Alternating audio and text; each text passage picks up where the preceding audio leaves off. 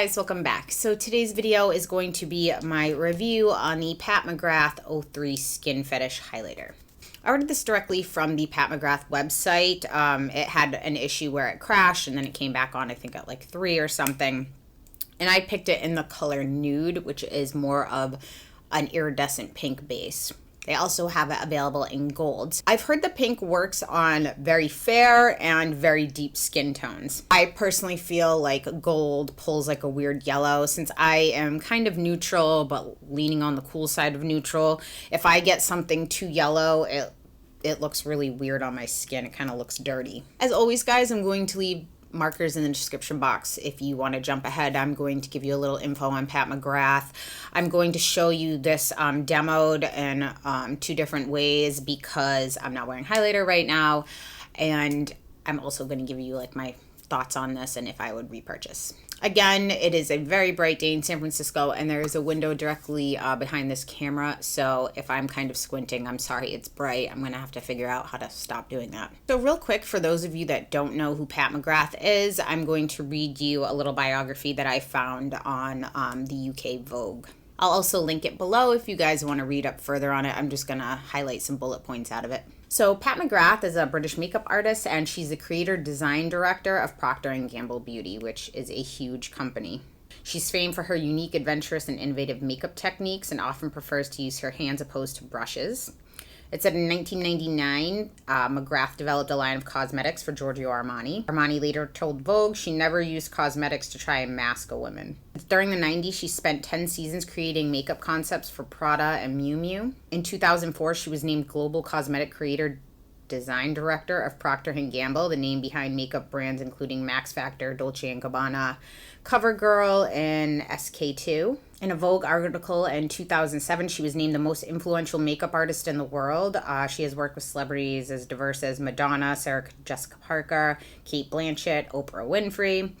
And it says she regularly collaborates on major fashion advertising campaigns such as Louis Vuitton, Prada, Vin, Calvin Klein, Balenciaga. And her editorial work includes regular shoots with Vogue, Italia, and American Vogue. So again, I will link that full review below because for those of you that are familiar with Pat McGrath, the $72 price tag seems justified. And if you don't really follow makeup that much, you're just a makeup enthusiast, and you saw that price tag, you might be like, $72, what the hell is this? Because I know a bunch of people on my Instagram ask me like, who is she? So just a little info. Needless to say, I really respect Pat McGrath. I think she's made huge strides for women. In my opinion, it's nice to see some more diversity in the makeup community. Not to say that there's not, but I feel like, before I started doing this channel, we tend to get tunnel vision and focus on our own needs, and we don't really think about maybe other issues that people have. I always found that since I am so fair, it was really hard to find a fair, neutral foundation. And more so talking to a bunch of you ladies, especially you women and men of color, both of the ends of the spectrum tend to be left out. Like the really light tend to be left out and the really deeper skin tones tend to be left out. And I don't think that there's anything malicious in that. I think they just focus on the middle majority because they don't want to produce too much of a light color and then not sell it. And they don't want to produce too much of a deeper skin tone color and not sell it. And also because shelf space is limited. So if you present it to something like Sephora and say, hey, we have 72 different foundation shades, that might be overwhelming. I do think more companies should make a conscientious effort to make sure that all bases are covered and to be more inclusive. And again, I think it's amazing that Pat McGrath, who is a woman of color, is so highly regarded in the makeup industry. I really respect Pat McGrath. She's a very hardworking lady, and you guys know those are the kind of women that we like here. With that being said, I don't care for this highlighter. Surprise, I don't like something. I know a lot of you guys think that I'm very difficult to please. It's just, I know what I like. And since I have purchased, it's not like these things are given to me. I've purchased so much makeup over the years that I know what works for me and I know what doesn't. And especially when you bring price into factor, for $72, granted, you're getting 3 items, but do those items have a value for you? I'm going to show a picture of the packaging because I recycled it. I know a lot of people thought it was cool and innovative packaging. I felt it to be kind of cheap and very messy. I made a joke on my Instagram, like the person who came up with that packaging idea must have no friends because they're a pain. You opened up this bag and there are just sequins everywhere, which I guess maybe is cool because maybe the sequins would help like pad this, but I just felt like it was trying to be unique, but it came across as just really messy and poorly executed. And when I opened it out of here, you almost had like little sequin dust all over everything because it's not like this was wrapped in plastic, but these other two things were just in the sequins. To my dismay, the ingredients were also only listed on the back of that bag. So when I recycled it, I didn't have it anymore.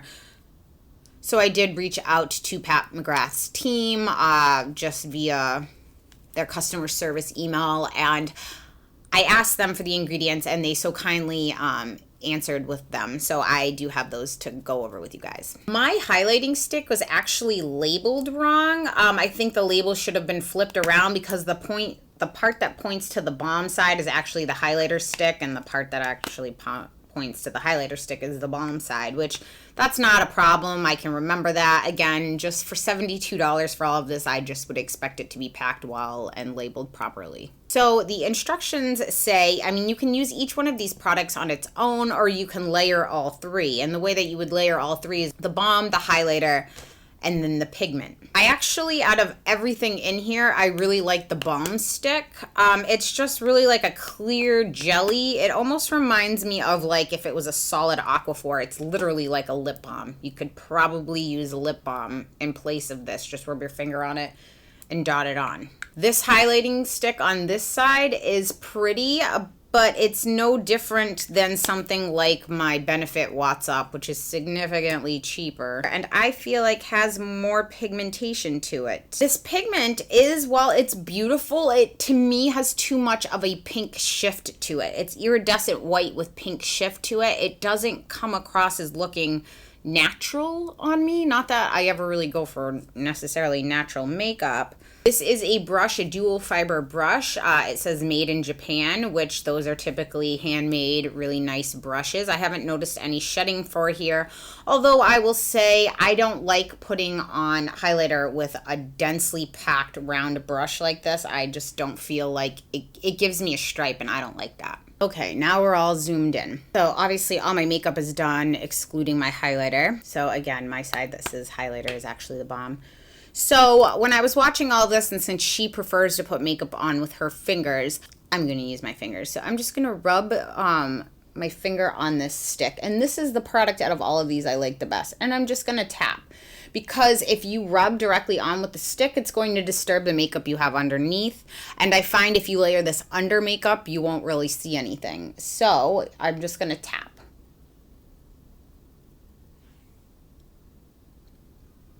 I mean, it just gives you a little bit of a sheen. It's basically just going to make your skin look wet. Now I'm going to take the highlighter stick on this side. I'm going to show you what it looks like all three layered. And then I'm going to show you what it looks like with just the highlighter on its own. So now, which is weird because I would think highlighter first then the balm on top to make it look wet. But this is what it calls for. The main reason I don't care for this is I find that right now it looks beautiful. I'll get a little closer to show you. It looks pretty. As soon as you put this pigment over top, it gives it a ton of texture and it just doesn't look good in my opinion. So there it is on that side with just the balm and highlighter. Now I'm going to use the brush it came with, even though my preferred method of application is my Wayne Goss fan brush, just because I want to show you what the whole kit can do. And then on my other side, I'm going to show you.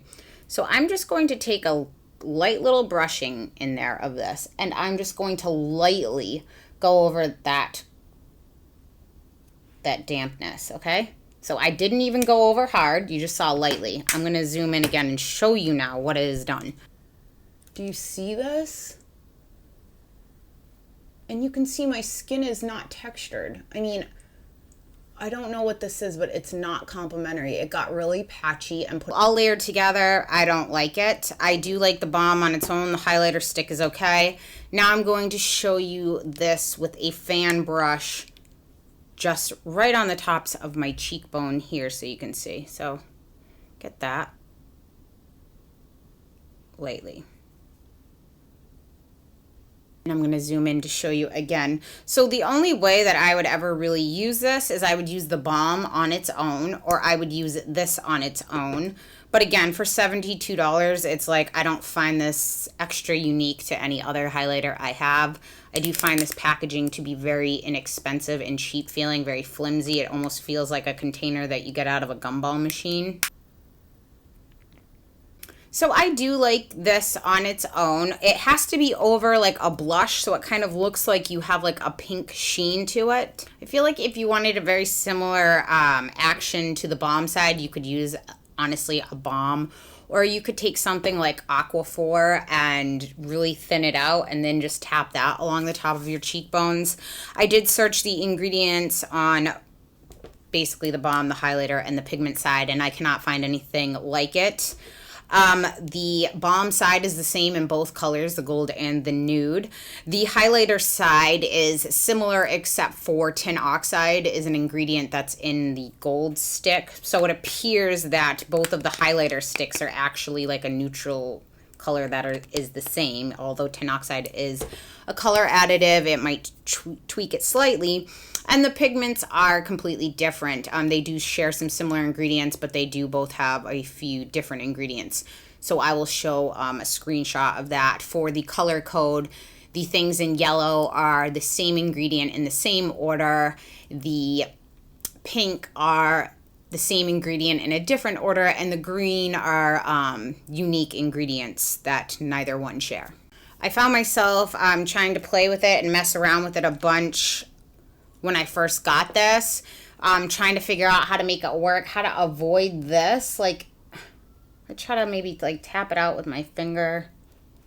It just doesn't look good. And now it's moved my makeup around, so now I can see my skin underneath and it just looks like a gap. It just doesn't, I don't know, I don't like it. So again, this is not to knock Pat. Again, I really do respect her. I just personally don't care for this product. I have seen lots of reviews of people that rave about it, but I'm just like, for $72 for a highlighter, granted, again, you get 3 products in there. So if you were to justify it, like most Japanese handmade brushes are gonna run you a little more than $20 for a brush this size. So if you take that into account and divide it up between what else you get, it's not as out of control, but you can't open stock these pieces. You have to buy it together in a kit. So $72 is the price of it. So in closing, I would not repurchase this, and I would not recommend it solely based on the price. If this whole kit was like $20, I'd be like, yeah, have some fun. Or if you could open stock the pieces, but I don't like the way it layers, and I just don't like the way it looks on the skin for me personally. That's all I pretty much have to say about this, guys. If you have any questions, comments, or concerns, please leave them in the comment section down below. Thank you so much for tuning in, guys, and I will see you next time. Bye.